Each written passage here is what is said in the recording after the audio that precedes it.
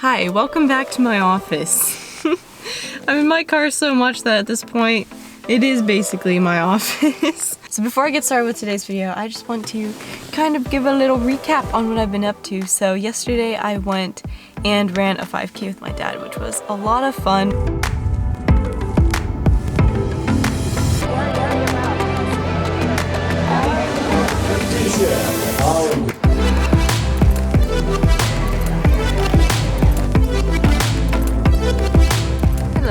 I just finished the race a while ago. My dad's going now. I don't know why, but we were put into different groups, which we should have just gone at the same time, but whatever. In high school, I used to literally dread going to races. I would have nightmares the night before just because I was so stressed. So maybe it's because there was no pressure this time. That was a lot better. And I'm actually running the same that I was my senior year of high school, which just shows how sad and not determined I was then. Like, my dad started running when he was my age or younger, so he's been running for quite a while now. You know, it's something that's really important to him and he kind of passed on to me. Involuntarily, no, I'm kidding. Like, the biggest thing that running has taught me, especially running in high school, is I have this threshold of like pain I'm willing to go through now, and just anything I do now just does not compare to that. So running really teaches you like perseverance and stuff, so for that I really like it.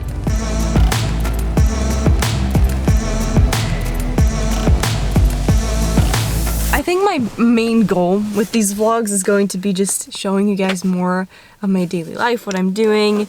Some of the questions I got a lot on the comments of that last video, as well as on Instagram, have been very curious about what I do when it comes to the freelance side of things, and I think that makes sense. So I want to talk about that, and we're gonna go over that today because I am doing a little bit of that today, but I'm more like organizing. Today's kind of a get my life together day, as well as a make this video day. So exciting stuff. You might be like, well, Audrey, what are you doing, like freelance-wise? There's a lot of different things you can do.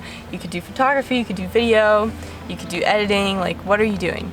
One thing I learned while I was doing an internship in China as an editor at an advertising agency, if you guys have been watching me since then, you're OGs.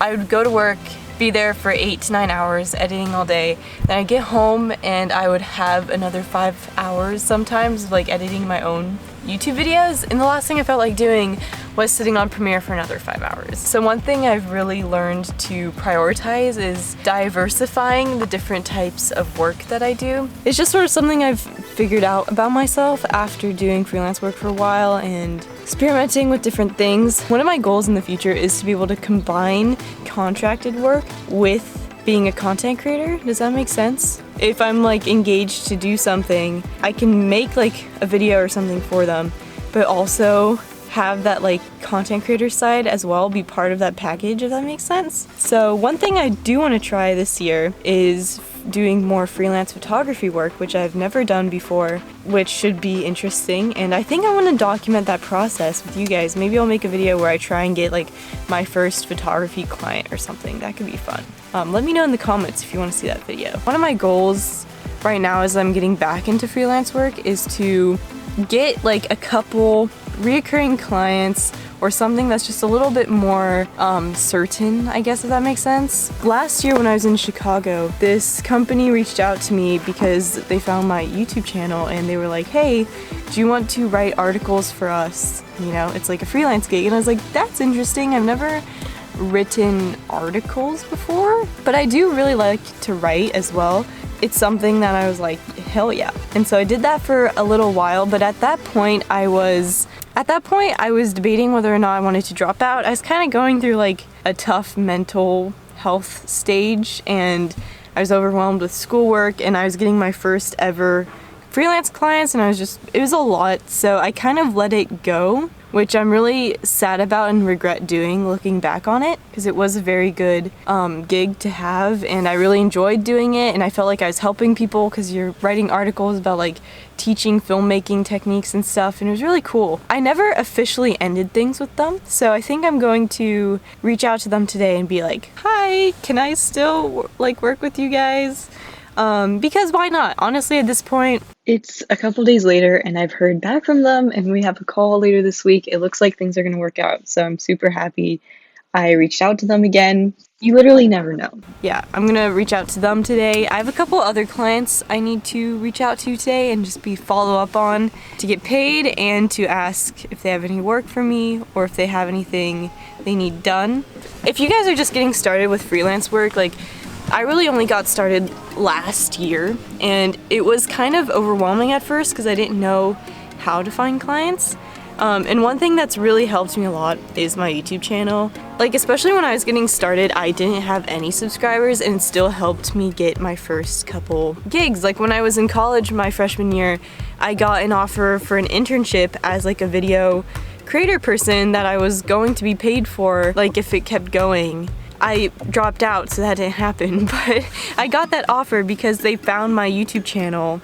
Having a YouTube channel, pushing a social media, and just kind of being present on there can really help you get gigs. And honestly, if you're going to be a freelancer, you really need to do that because it's like your portfolio and you need to have something up there to show people. So that would be my number one advice, is just put your work up online and share it. And it doesn't matter if it doesn't get a lot of views or anything, just have it up there because you literally never know.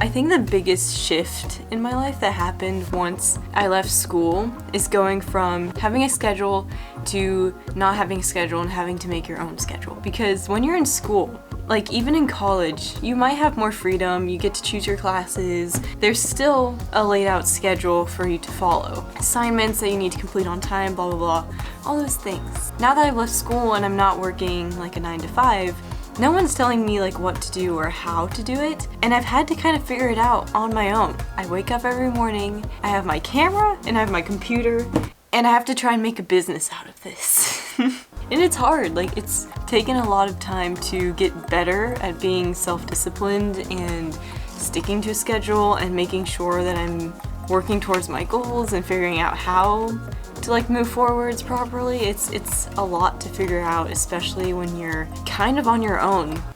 Hi.